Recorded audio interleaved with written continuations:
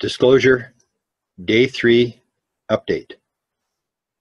For those who have been following the story of the disclosure of the UFO story by the U.S. government on Saturday, this is a little bit of an update.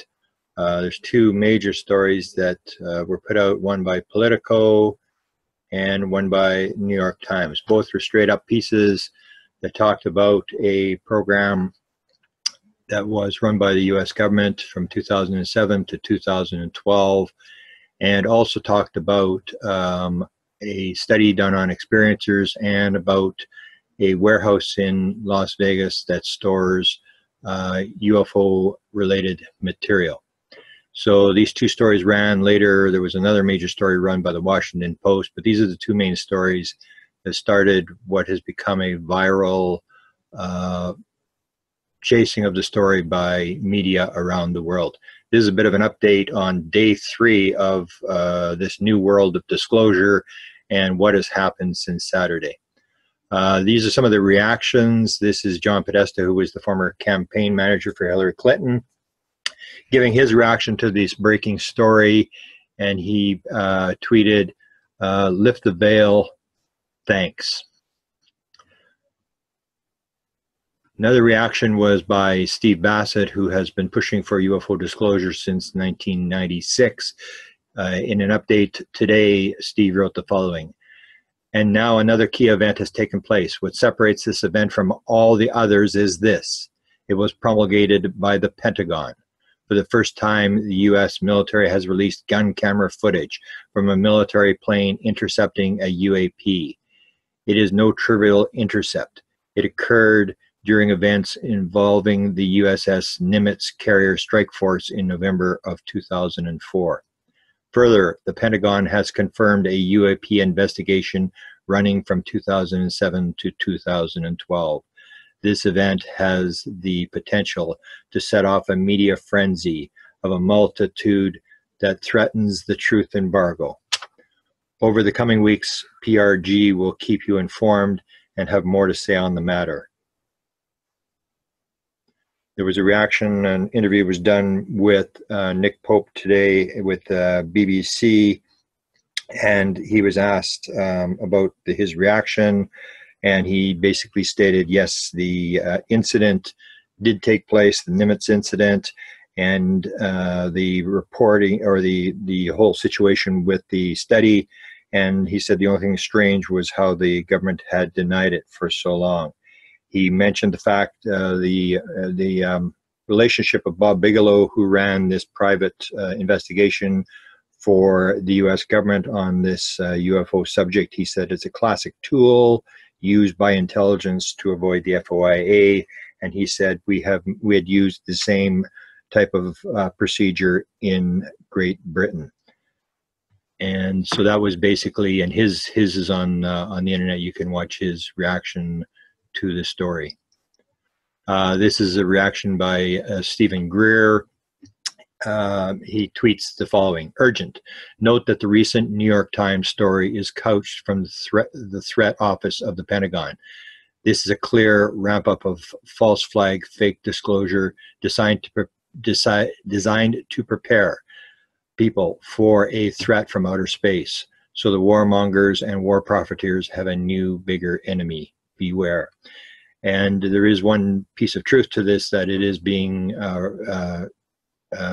spun by Lou Elizondo, who's the guy who defected, as a situation where it may be a potential threat to the U.S.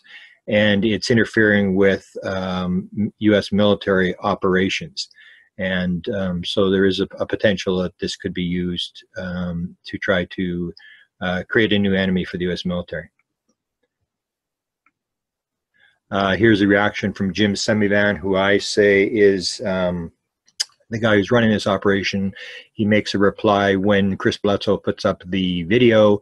He replies on Chris Bledsoe's Facebook page, "Hey Chris, we always have you in mind, buddy. Just another validation of your experience." Jim Semivan also made a reaction to I think the pilots were talking about the craft being 40 feet across, and Jim puts up a Clarification, 46 feet across, with a white seam, no external propulsion seen, which indicates that they know a little bit more than they've already released as to this object. Senator Harry Reid was asked on Saturday after these stories came out to respond, because it was Senator Harry Reid who was the main senator who pressured to get this black budget money to investigate UFOs. And he writes the following. He said, "If anyone thinks they have the answers, they're fooling themselves. We don't know the answers, but we have plenty of evidence to support asking the questions. This is about science and the national security. If America doesn't take the lead in answering these questions, others will." And some people made a comment about this, that Senator Reid is just a politician. He really doesn't know anything. I would care to differ. I do think that Reid did know. Reid did get a briefing. You have to realize that a senator, like the President of the United States, does not have a security clearance. The one thing that he did bring up, Senator Reid, is that he had gone to Ted Stevens as soon as he tried to get this, and so he went to the other senator to get support. Ted Stevens had a incident as a U.S. Army pilot in World War II with UFOs, and was quite willing to support his fellow senator in getting an investigation of UFOs. The other person they went to was Senator John Glenn, who also supported this investigation. And the final senator that was involved was Daniel Inouye. And Inouye is particularly famous for his statement about secret government, which I'll play here. A shadowy government with its own Air Force, its own Navy, its own fundraising mechanism, and the ability to pursue its own ideas of the national interest, free from all checks and balances, and free from the law itself. There was a show done overnight with George Knapp on Coast to Coast, and George made a couple of interesting revelations. I'll mention him later on in the presentation. George has been sort of in this thing since 2007. He's known little bits and pieces of it because he is in Las Vegas, where this story basically was run out of. And he states the fact that there are mountains of evidence. If you look at the New York Times article, they reference a 490-page study that was produced by the organization that Bass was running that spent this money. George Knapp said that is basically not quite correct.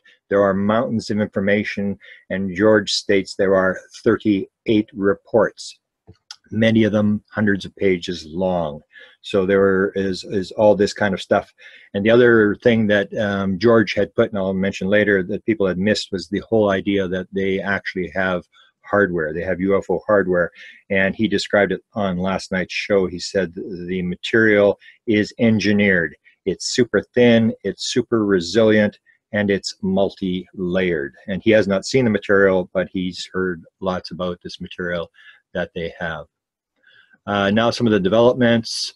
This is one of the stories that was related to this, because I do the presidents. A lot of people were asking the question, what was the role of Donald Trump in this whole thing?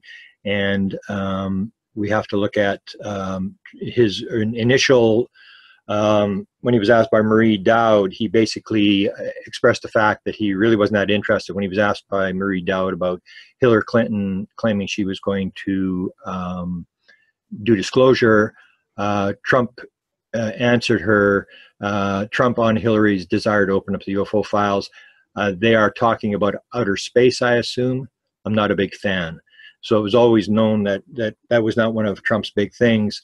But if you read this book, which I highly recommend, it's written by one of the Avery, Robert Collins, and in his book he talks about the same thing I went through for years of following these various high-level government, military, and scientific officials who interacted with the UFO phenomena, and about an attempt by the U.S. government over the years to leak elements of the story into the UFO community. In January of this year, he received a email from this man, Dr. Ronald Pandolfi, and it's him in the middle there with his wife Aliha in front of him, and he posted this on his Facebook site. And well, Ron was the guy who supposedly has run the sort of been in charge of UFOs since 1983 when he started at the Reagan White House. And I'm gotten more confirmation that Ron is who he says he is. He's intelligence. He's not somebody playing games. He's the real deal. And so this is the Facebook post that Robert Collins put on his site on January the 5th of this year from Ron Pandolfi, friend. Got me interviewed by the CIA in 1992 at the National Intelligence Directory on Trump and UFOs.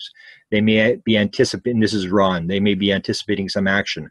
I've been waiting for President-elect Trump to take office before taking more serious action. He is very pro-disclosure and very anti-disinformation. And that's when I got a message after this event, and this said, "Thank Donald Trump." I mentioned this is not just a Donald Trump issue, I believe. It's gone on for 70 years. I detail this in my book, Managing Magic, where I basically outline all the times they've run these disclosure programs. That this is another one, this New York Times thing, the Tom DeLonge was one. There's a number of these programs all going at the same time. I've stated this has been going on for 70 years, and I basically list the programs. And in that regard, I talk about the debriefing that was done by a general of President Obama, and he was dealing with covert ops. And this was Hayden, General Hayden was giving the briefing, and in a speech he talked about how this is done. He calls it sort of like the wake up message, or the getting his attention, President Obama.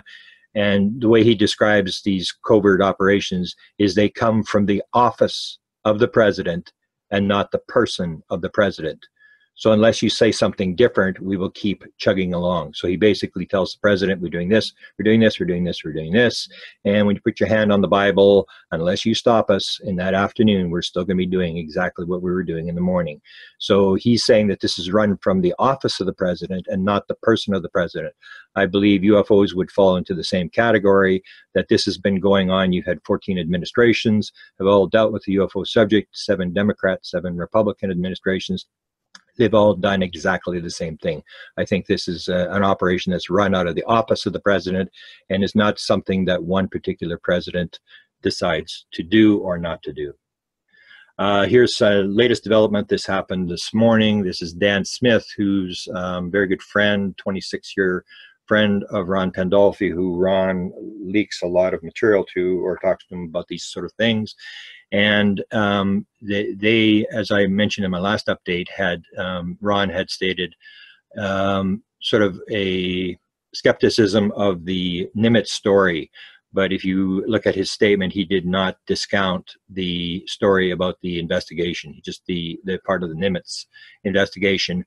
And as I pointed out, there are a number of disclosure initiatives. One is run by Ron, and he wants to do a documentary, which is going to be nonfiction and is going to introduce some new elements into the UFO world. And the particularly most important one is the idea of the portal. And that's the idea I'm very interested in. I've been following this story for about a year as Dan Smith relates what Ron is telling him about the portal and what's going to happen. And so this is what Dan writes this morning. It's no small part of the orchestration that Kevin, and Kevin is the guy who's sort of in charge of the documentary, had just arrived back in town. He's in Washington to brief government officials and politicians about his portal work. He says, actuator, who's got the actuator?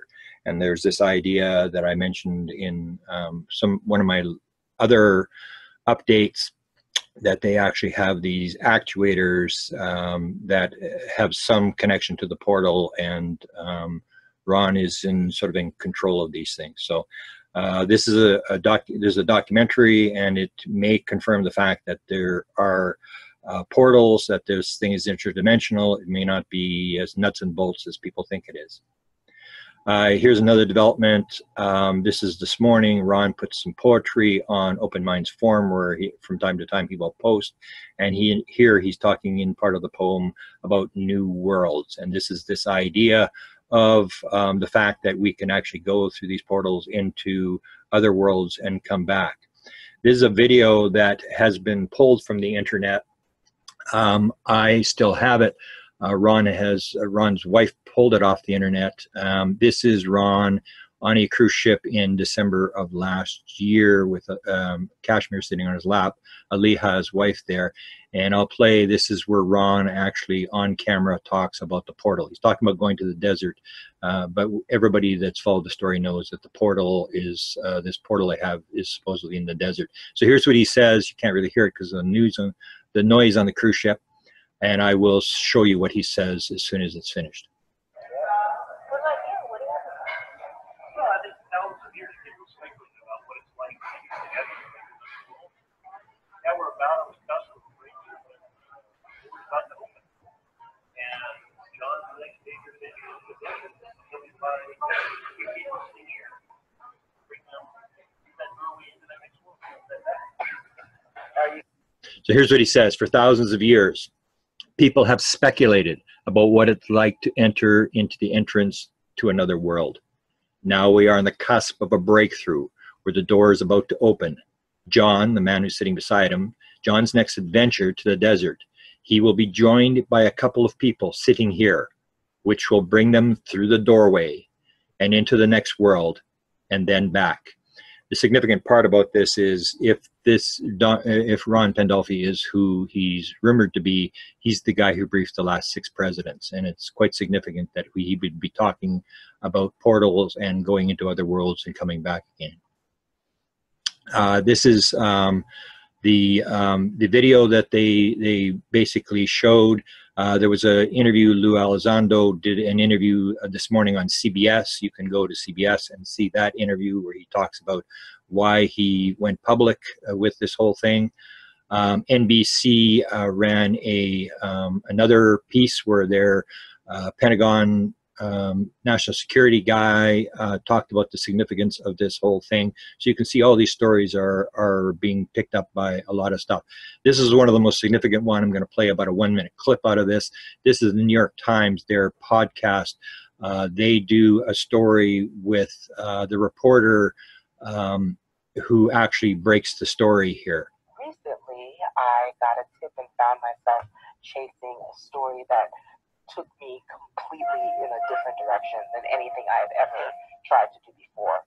And after a series of phone calls, I found myself in a nondescript hotel lobby near Union Station in Washington, D.C. with a high-level intelligence source from the Pentagon. Oh boy. I spent a good portion of, not all of my career, pretty much remaining in the shadows. For me, that was more of a professional necessity. Luis Elizondo, who had just resigned his job at the Defense Department. He's an intel officer, so these are a totally different breed of people. They tend to be really spooky guys. They're very secretive. They tend to be more paranoid. There was a lot of looking over to make sure nobody was seeing us. That was his back to the wall. He said because he wanted to see if anybody came in. There was a lot of that kind of stuff.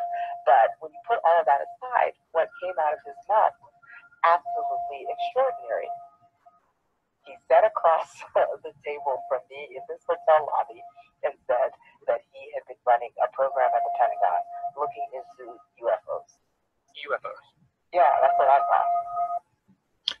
So that's the main woman that was given the contact and started the story for the New York Times.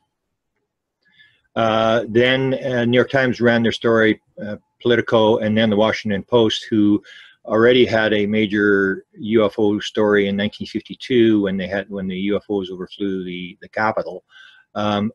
Did another story. They ran with their story, and it was head of Pentagon Secret UFO Office sought to make evidence public. So the Washington Post has picked up on the story as well.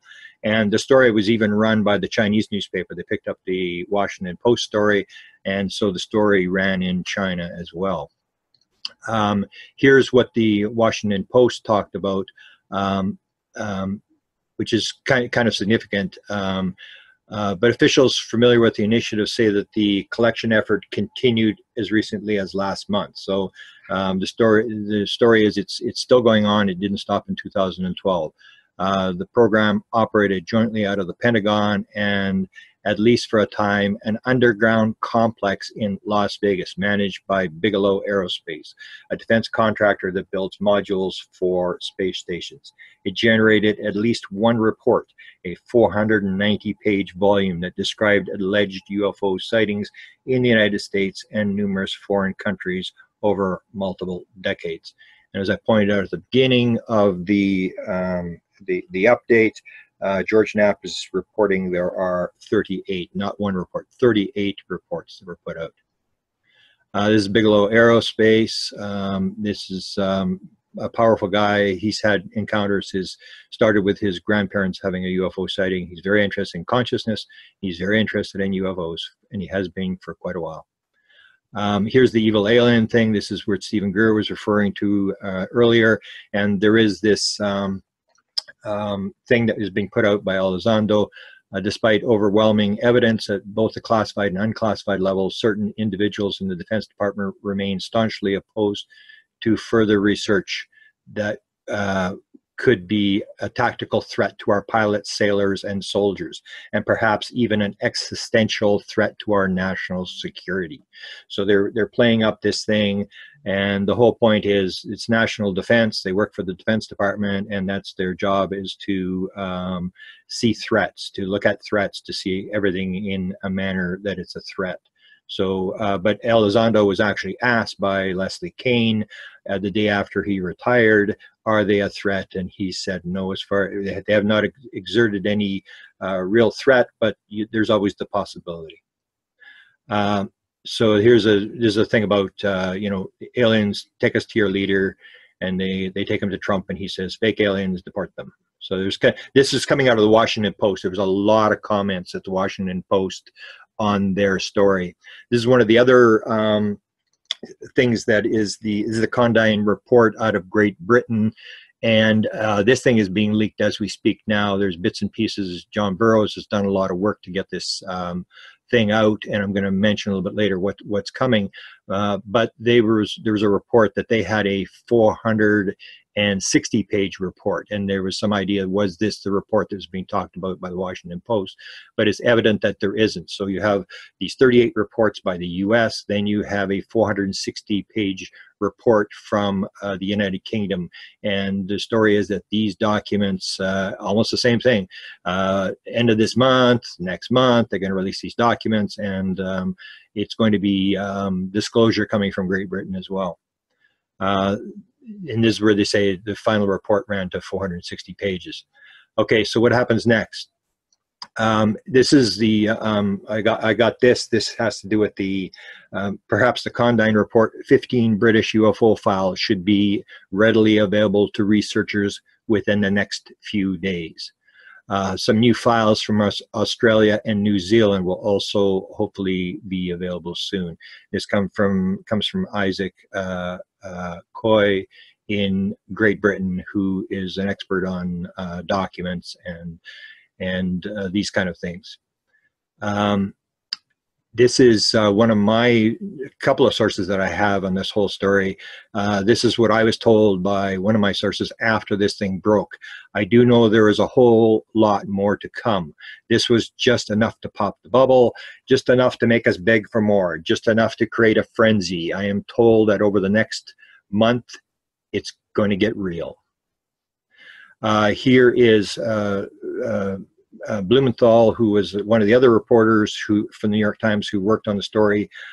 He did an interview with MSNBC, and in that interview, he stated that the story, the UFO story run by the New York Times, is the biggest watched and looked at story the New York Times has run in a long time, because people are fascinated by the subject. The other thing that he stated, and this is the most important part of the story that everybody seems to have missed, is they have material from these objects. This is a quote from Blumenthal. They have material from these objects. They are studying it. And the New York Times knows, and it's just a matter of time. The blood is in the water. It's a matter of time until this material actually is exposed. George Knapp, again, points this out, and I had noticed this as well, but George pointed this out because he was part of this story about the material. He knew this was there. He said the most important line in the New York Times UFO story has been overlooked. The Bigelow Company modified buildings in Las Vegas for storage of metal alloys and other materials that Mr. Elizondo and program contractors said that had been recovered from unidentified aerial phenomena. So here's the whole thing. In order to investigate reports of UFO sightings, a building in Las Vegas was modified to house any materials that were suspected to have come from the unidentified flying object. This reportedly included metal alloys and plastics. While a section of the facility was also used, and this is an important part that there's only a couple of people in the UFO community who know this is going on, but this is going to be confirmed too. Okay, so it says the facility was also used to study people who claimed to have made contact with the objects that resulted in physical and psychological changes.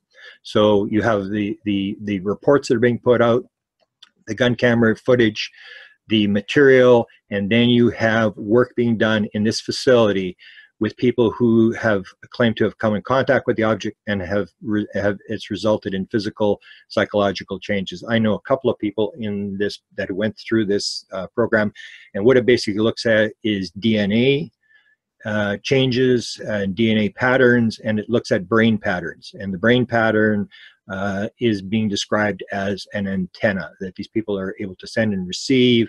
And so what they're looking at is highly psychic people and experiencers, and seeing if there is a connection between the two of them. So this work is being done. I've known about this work for a while, and others have picked up on the story as well. Tom DeLonge is talking about a 1948 crash, a piece, and he's talking about this layered piece, which I've heard a couple of stories about various pieces that they have this layering. And there was one actually a number of years ago that Linda Howe worked on quite a bit with bismuth, magnesium, and zinc that came in layers. And I think she said up to 36 layers that this material was layered. Apparently the piece that Tom DeLonge, it sounds like they're going to bring this piece out and show it, has many more layers than that. So you're going to see, I believe, some of this UFO hardware that is going to be exposed.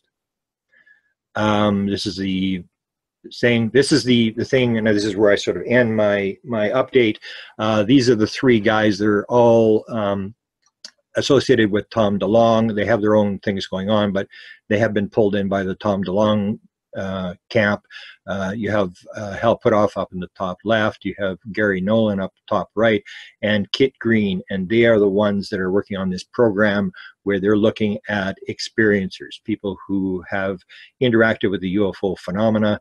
And they actually gave some of this material. They gave an interview to Annie Jacobson, who wrote the book Phenomena.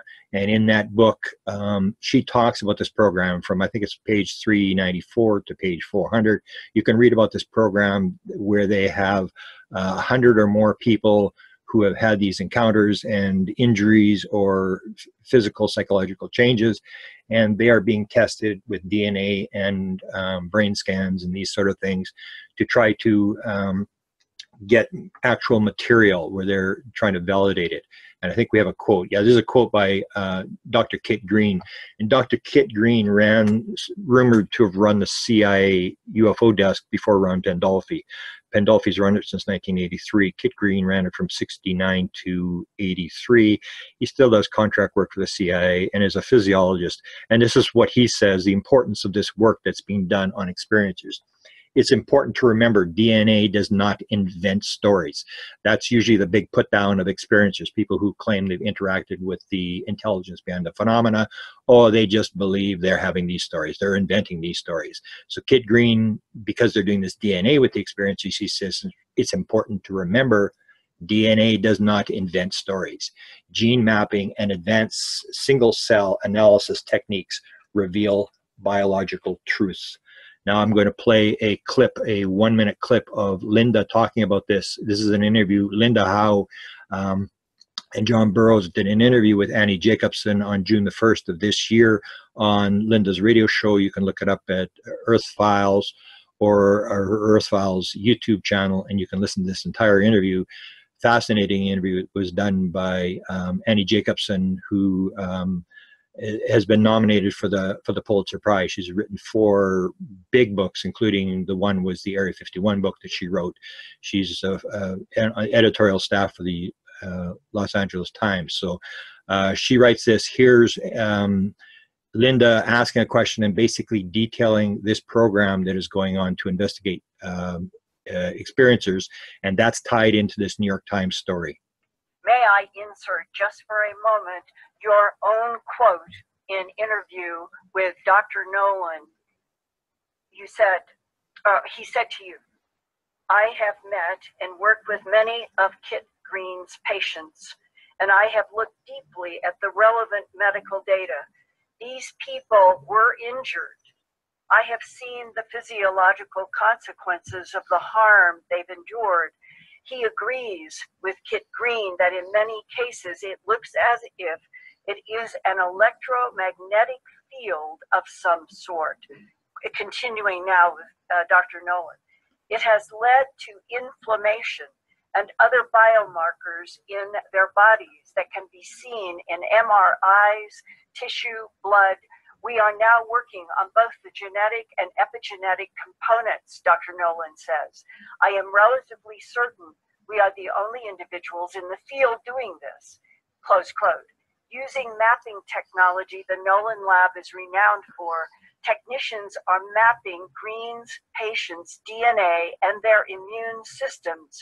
They are looking for patterns among the patients using biological data to create an integrated theory. All kinds, this is Dr. Nolan, all kinds of trauma can be picked up by the immune system. Every event that happens to you is recorded by your immune system, close quote, which in turn creates a biological database. Every surgery or bee sting, Dr. Nolan says, every incident of H1N1, flu, head cold, allergy, or chickenpox, it all is sensed and recorded by the immune system. And this is a final slide. This is one of the people that went through this, was tested. It talks to me about a study from NASA, and I talked to somebody who sort of related with NASA, that there's a 156 megahertz frequency, a radar frequency that pings. It comes from our DNA. It is our bones and skeleton that is the transmitter, and our hair is the receiver. And apparently there's a secret NASA report that sort of gets into this. This is the kind of stuff they're talking about, this antenna thing. And so I would leave the my update today by stating this thing is unraveling at an incredibly fast rate. We have a $22 million study that's been admitted by the US government. We also have a study done on metals, on experiencer data, and it's just a matter of time till all these many reports are put out and this thing is exposed, and it will verify the fact that we have a UFO phenomena that is real and has been studied by the US government for quite a long time. What we've seen is only the tip of the iceberg. Everybody that I've talked to said there's lots more and very significant stuff that is yet to come from these revelations that are being put out by the US government through the CIA. Thanks a lot for listening.